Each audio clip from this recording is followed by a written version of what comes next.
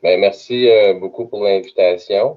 Comme Gonzalo l'a dit, je vais présenter un peu la perspective des aînés dans le cadre du séminaire d'aujourd'hui. Simplement pour faire une mise en contexte, là, quelques statistiques. Là. Actuellement, au Québec, il y a plus de 1,6 million de 65 ans et plus, ce qui représente environ une personne sur 5. Et puis, on est dans un phénomène de vieillissement de la population, particulièrement au Québec. Selon l'Institut de la statistique du Québec, le quart des Québécois seront âgés de 65 ans et plus d'ici 2031 et près du tiers d'ici 2061. Ça, c'est un phénomène là, qui était expliqué notamment par la dénatalité suite au baby boom et puis à de l'augmentation d'espérance de vie. Et je dois dire juste un petit mot là-dessus. Il y a des régions du Québec où le vieillissement de la population est beaucoup plus marqué, notamment le Bas-Saint-Laurent. Donc ça, je le souligne parce qu'il y a des réalités de régions, dépendamment où on se situe, qui ne demandent pas le même genre de réponse. Donc le Bas-Saint-Laurent, par exemple, c'est une région où il y a beaucoup de territoires, moins de densité de population. Donc ça demande une réflexion qui est différente que lorsqu'on réfléchit au vieillissement de la population dans un contexte de développement urbain ou un centre urbain comme Montréal ou Québec. Donc, les 65 ans et plus le logement, c'est près de 90 des aînés qui sont dans un logement privé et puis 10 qui sont dans un logement collectif. Donc, par logement collectif, on entend une ressource intermédiaire, une résidence privée pour aînés, un CHSLD, HLM, ressources familiales, un OBNL d'habitation. Donc, tout établissement qui est géré par une entité à part. Les privés, ben, les logements privés, on parle de condos, d'appartements, de maisons, par exemple. Et il y a près de 65 des 65 ans et plus qui sont toujours propriétaires. Donc, ça, je mets ça en contexte parce qu'on pense souvent à l'hébergement et on pense prioritairement, à tort probablement, là, aux résidences privées pour aînés ou au CHSLD. Mais les statistiques le démontrent, c'est pas ça qui se passe. C'est 90 des gens là, qui sont dans leur domicile privé. Bon, évidemment, les proportions changent avec le temps. Chez les 85 ans et plus, ça augmente. On atteint 41 dans des logements collectifs et la proportion de propriétaires diminue également. Ça, c'est en lien avec l'état de santé des gens qui périclitent et ils vont chercher des logements, des milieux de vie dans lesquels ils peuvent avoir accès à des soins, des services qui sont essentiels à leur maintien. Donc, c'est une transition qui s'opère dans le temps. Les aînés, les 65 ans et plus, le revenu, près de 60 des gens de 65 ans et plus vivent avec moins de 30 000 par année.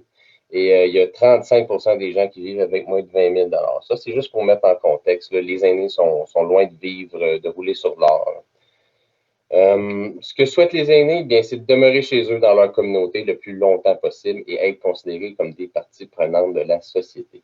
Donc, moi, ce que je vous propose ce matin, c'est une petite présentation en fonction d'axes d'intervention sur lesquels on peut travailler pour améliorer la situation des aînés par rapport à leur milieu de vie, leur logement, leur chez-soi. Donc, on en a parlé beaucoup dans le cadre justement de la vague de pandémie, l'importance des soins et services à domicile.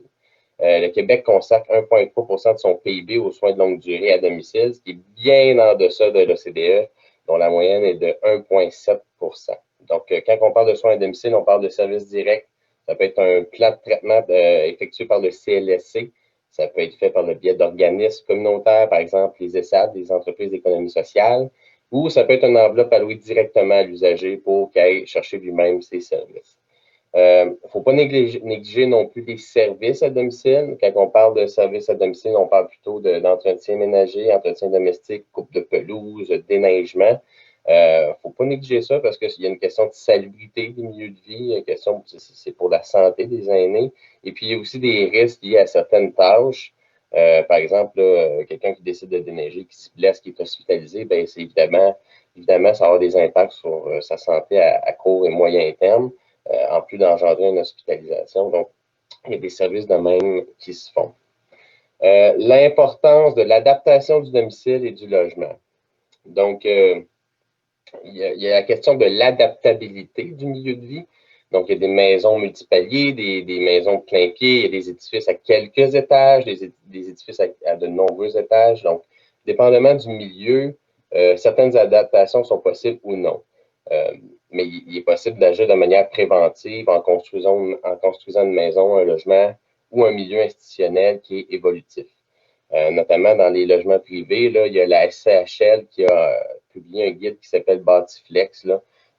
Donc, ça donne des plans, des idées pour les nouvelles constructions, les nouvelles maisons, de façon à ce que la construction soit faite pour faire en sorte qu'elle puisse suivre l'évolution de la santé d'un propriétaire. Donc, la santé périclite, les gens veulent moins se déplacer, veulent moins aller dans les étages. Donc, on peut refaire l'aménagement de la maison plus facilement selon ce guide-là. Puis, il y a aussi des dispositions, notamment, là, on prévoit, par exemple, dans une salle de bain, plus de renforcement au mur pour l'installation de barres de soutien, tout ça. Donc, ça, on peut agir de manière préventive.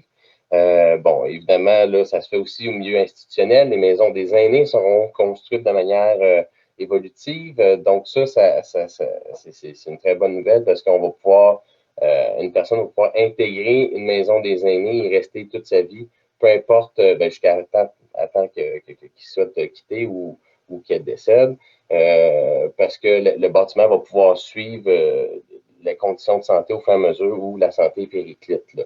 Autrefois, c'était très difficile. Au Québec, on envoyait une personne dans une certaine ressource. Si les conditions, sa santé périclitait trop vite, on le renvoyait dans une autre ressource pour avoir des services plus adaptés à ses besoins. Donc, c'était difficile pour l'usager qui déménageait à plusieurs reprises et c'était difficile également pour la famille, il ne faut pas l'oublier. Donc, ça, on a fait un pas au Québec avec la Maison des aînés. Pour ce qui est des logements privés, si le logement est adaptable, c'est sûr que ça prend des aides financières. Il y a un programme notamment de la Société d'habitation du Québec à ce niveau-là. L'importance de l'accessibilité et de la diversité des milieux de vie. Il y a un manque de diversité au Québec. Il y a une prépondérance des résidences privées pour aînés sur le marché québécois.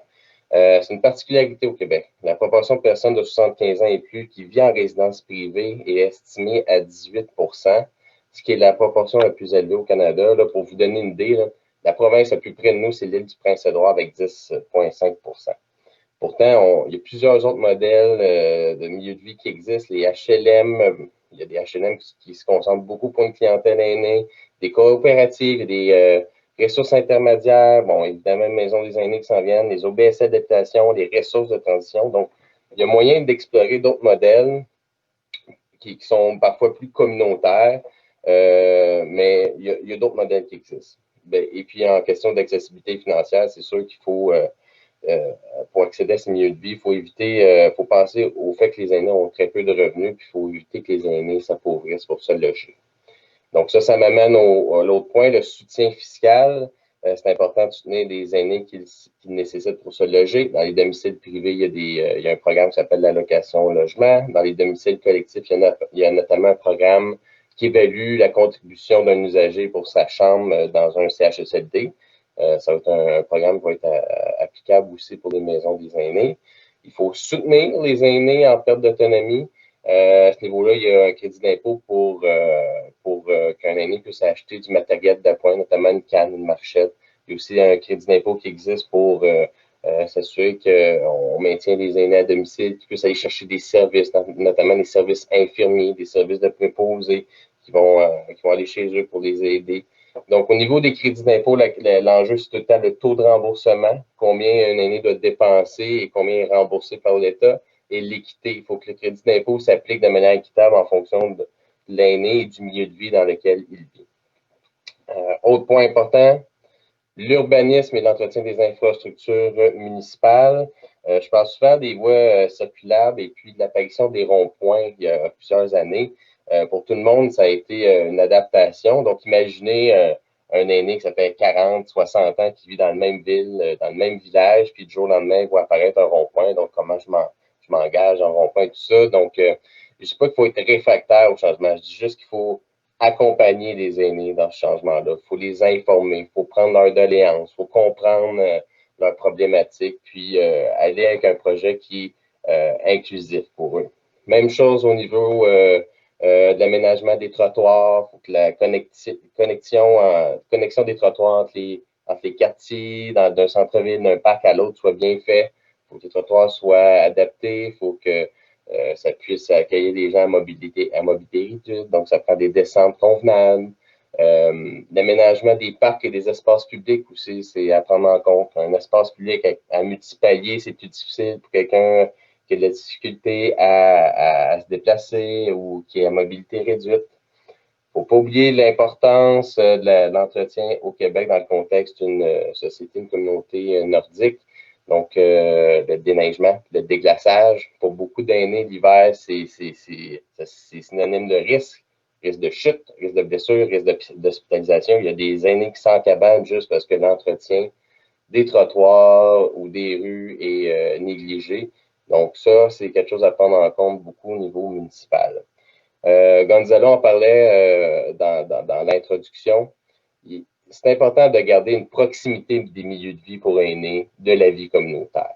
Donc, une résidence, comme Gonzalo disait, une espèce de paquebot RPA, ben, ça peut être correct pour bien des gens.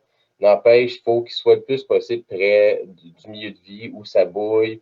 Il faut que les aînés puissent s'impliquer, qu'ils aient accès à des organismes, qu'ils puissent donner du temps. Et beaucoup d'aînés donnent des heures de bénévolat. Donc, il faut s'assurer qu'ils soient près du milieu, près de la vie pour qu'ils soient partie prenante.